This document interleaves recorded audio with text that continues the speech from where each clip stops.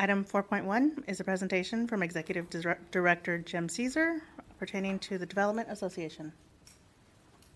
We on? Can you hear me okay? Yes, you can. All right. Well, thank you for the opportunity to speak with you this evening, give you a little bit of information about the Development Association. The Development Association is a public-private partnership. We receive funding from the City of Superior, Douglas County, and currently 149 business members. Our mission is to champion business growth, creation, recruitment, and retention in the City of Superior and Douglas County, Wisconsin. We're governed by a 14-member board of directors, including 2 representatives from the city, Councilor Bender and Brad Thine. And actually you have 3 with Councilor Elm is also on our board, although he serves as on the board as a private business owner. We have 2 representatives from Douglas County. We have 9 business representatives, and then we have 1 non-voting member from the Superior Area Professionals. The financial support from the city, county, and members has contributed to our financial stability, allowing us to provide loans, finance current and finance future initiatives. You helped us put us in a strong financial position that we are able to support 23 businesses with no interest loans and no payments for 6 months through the COVID and beyond. We are continuing this loan program as we go forward. We've made a substantial commitment to recruitment. We've participated in the ICSC Recon Convention for several years. In 2019, we made a big commitment and presence at the convention. Our involvement in Recon brought us the Cobblestone Hotel and connected us with the Grapevine Group from Southern California. The Grapevine Group visited us in summer of 2019, at their expense, I might add, and that visit was a catalyst for the Convention Center project, which we are in the feasibility study phase right now, and one other early stage project that the university won't let me talk about. Also, we were able to respond to the public call for more retail. We made a considerable investment in retail recruitment through the retail coach. Major retail has been very, very frustrating, and we are disappointed in the results from the retail coach. Having vetted them, Brad Thine and I at the Recon Convention talked with about 10 other municipalities that just had glowing reports from about the retail coach. And and the superior analytics that they provided to us were very interesting, and we thought really going to get some stuff landed here. So again, like I say, we are disappointed. We have a meeting with them at a revamped Recon Convention in December, and then based on the outcome of those meetings, we'll determine if we continue with them going forward. My sense is that we won't. We've spent about $62,000 with that organization over the last 2 years, and again have not been real happy with the results. Regardless of what we do there, though, we are going to continue and turn more attention and resources on homegrown mom and pop businesses that we continue to see success on. We continue our partnership with the city. The Development Association partnered in a rebranding initiative, providing $12,000 to date, and we've committed another $20,000 to the initiative. We have partnered on the Convention Center feasibility study with a commitment to pay for half of the study up to $30,000. We continue our partnership with Douglas County, managing the Douglas County Revolving Loan Fund. We initiated 7 new loans and restructured five loans due to COVID, and we suspended payments for all loans for 90 days to provide some relief during the early stage of the pandemic. Partnering with UWS, the Small Business Development Center, the Entrepreneur Fund, and the WISA system, we're working to create Venture Home Superior.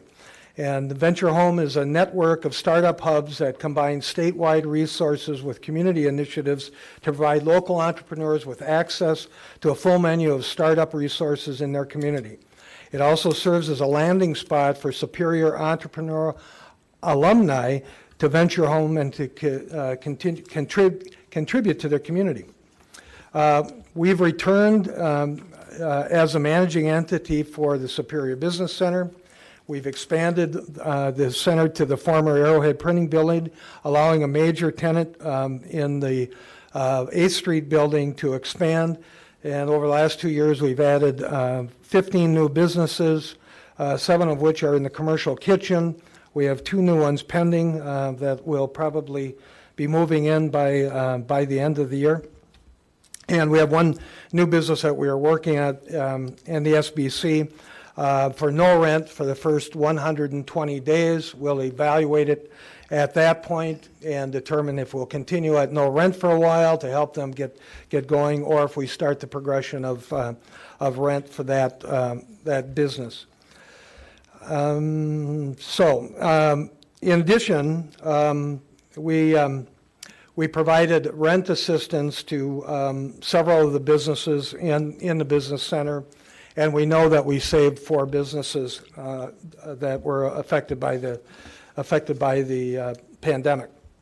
So through the Superior Business Center, we continue to be the sponsoring organization for the Superior area professionals, and we have partnered with the Superior School District for a 2nd year for Project Search, a business-led collaboration that enables young adults with disabilities to gain and maintain employment through training, career exploration, and internship. Project Search uses space in both buildings at no cost to the school district. 6 years ago, the city and county paid a fee to the Development Association to manage the Superior Business Center. Today, the SBC cash flows. We have even covered capital expenses that are really the responsibility of the city and the county. The city and county have no expense for the Superior Business Center, and we have paid back loans to the city and the county of over $250,000 that no one had addressed for over 20 years. The county was paid back last year, and the city's final payment was in August of this year. That said, there are some capital expenses that will need to be addressed at the main building, the building that the city and county own. The parking lot and receiving area, the roof, and the HVAC system. But we will pay for it. However, we'll need your help on the front side. We'll need the city and the county to help us pay for those upgrades, and then we will pay you back through an amortization schedule. We've already had some conversations with Director Janico on the parking lot and the receiving area, and have submitted 2 bids to the planning department on the HVA system. Things are happening in Superior. Many months ago, while we were sitting in the Mayor's Economic Development team meeting, I stated that we may not realize it because we're in the middle of it, but that we are in the middle of an economic boom. So my new catchphrase is welcome to the boomtown. 2 years ago, we had more empty buildings than we knew what to do with. Now, with local businesses wanting to expand and outside businesses looking to locate here, we are scrambling to find the right spaces for them. Just in the last week, however, I have had now 4 industrial builder developers that are looking to put buildings up here.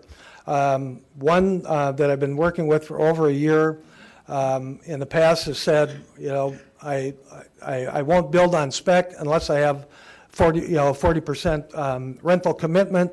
Now he's saying he'll build on spec. I believe we need at least one about 100,000 square foot building, a shell that can be subdivided for a lot of these local businesses now that are approaching us that need to expand and want space. And so, my tact with these are, you're not, you're maybe not going to get a tenant today, but I can almost guarantee you that in 18 to 24 months that we'll have those buildings full. We have that much activity happening. So it's a nice problem to have, and then also we've seen, of course, the success with P&R Properties on the housing side. I'm really quite surprised, though, that other developers haven't jumped on that housing bandwagon. And there's 2 fairly significant projects in the works now that could also use some new buildings. So Going forward, a couple priorities are the convention center. I'm convinced that there's a market for it. I'm just not sure how big the market is. That's the reason for the Development Association's commitment to help fund the feasibility study. We're currently not able to compete for statewide meetings and conventions because we don't have a facility to accommodate them, and they ain't going to Minnesota. We also know that there's a niche of meetings that are too small for the deck but too large for anything that we have in Superior at this time. We already have 2 promoters that do shows over in Duluth that have committed to do shows here with the right facility, and we're also getting business owners asking us about naming rights. I believe the convention center is a strategic driver in the near term and for decades to come. Another priority is to develop what I'm calling the Superior Entrepreneur Center in the old post office on Tower Avenue. The idea emerged out from the Venture Home Superior initiative, not only to house that program, but to bring together all economic development entities into one place, a one-stop shop for entrepreneurs and businesses seeking education, resources, and, and assistance. It would include business incubation, business accelerator, business event space, maker space, fab lab, creative co-working space, and other programming. The Development Association, UWS, the Small Business Development Center, and the Entrepreneur Fund are committed, and I am in talks with the Superior Business Improvement District and the Chamber, and hopefully they will join us. This space would also provide a landing spot for Northwest Regional Planning's representatives when they're in town and WEDC's representatives.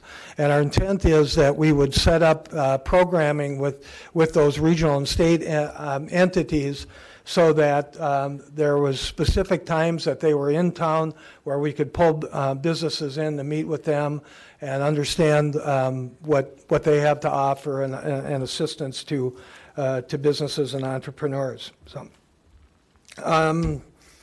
So I intend to have that done by the end of the year. We're also working on a grant, but whether we get the grant or not, once we complete our due diligence, I'm fairly certain that our board will approve it and we will go forward with the program at the old post office. I also want to thank you guys for your continued support. And specifically the mayor, he's been there when we needed. You know, we had some trouble getting cobblestone done. The mayor stepped in, helped us out, and we were able to get that locked in. So appreciate that. And I also just here want to thank all the businesses, not just the businesses that are members of the Development Association, but all the businesses in the city and the county. Their businesses could be anywhere, and they've chose to put them here, and we're really glad that they are. So that's kind of what I got, and if you got questions, I'd be happy to field them. So. Councilor Bender. Well, I don't have any questions, but I've got a bragging point. A few weeks ago, my wife said, "Why don't we get waffles for breakfast?" Yep. And so we went to. She called the waffle place. They had them ready, and it's right next to the Discover PC, and that really is a hit. And everybody got the kind of waffle that they wanted. There you go. And so that was really good. And we have real maple syrup at home. There you go. Thank you for that. Councilor Sutherland. Thank you. It's nothing to do with waffles, but thanks for everything that you've done within the business community too. I've been working with you alongside you, watching you from afar actually, and alongside you too. But what you do is amazing, and you're passionate about our community, and you're an asset. Thank you. Thank you. Sure. Councilor Elm. Just continue on the compliment train here. Definitely believe, Jim, you and the Development Association, you're one of the greatest advocates for Superior. You're a visionary, and I just want to thank you for the support in the community, all right? Well, thank you, but I'm really not a visionary. I'm a copycat. I learned to steal shamelessly good ideas, and that's what we're working on. So, thank you. Councilor Vancic. Thank you, Chair. Sometimes in this work, Mr. Caesar, we have a lot of figures sort of in our periphery, and you're one of those. And it's kind of, the results of these visits, President Elm and I really wanted to be able to answer questions like, well, what does X do? Sure. Now, I don't know if I could remember all of that. You certainly have a lot of irons in the fire. But I just want to say thanks for your time tonight and also offering some of that history on the Small Business Center. I wasn't here for that, so I appreciate that. And also for sharing your challenges in the retail coach, because that helps us just get a better grasp on the full picture of your work, and then understanding where we can support your work and how we can better work together. And as people approach us looking for a one-stop shop, I'm excited to see something like that come forward. So, and also give us points to brag about your work. So thanks for coming. I really appreciate it. Well, we typically fly under the radar because a lot of the things you just can't talk about until they're announced. So I thank you for the time to be able to crow a little bit. Thanks. With that, that is usually about as large as we like Jim's ego to get. So I will thank you myself. I've also appreciated working with you and a lot of the work that you've actually managed to accomplish in the community. So thank you for coming and presenting tonight. And counselors, a reminder, the leadership has been, and I assume will be continuing to invite leaders within our community that are doing various work to come and presenting and give you the opportunity to ask questions. So thanks for subjecting yourself to it, Mr. Caesar. Have a good night.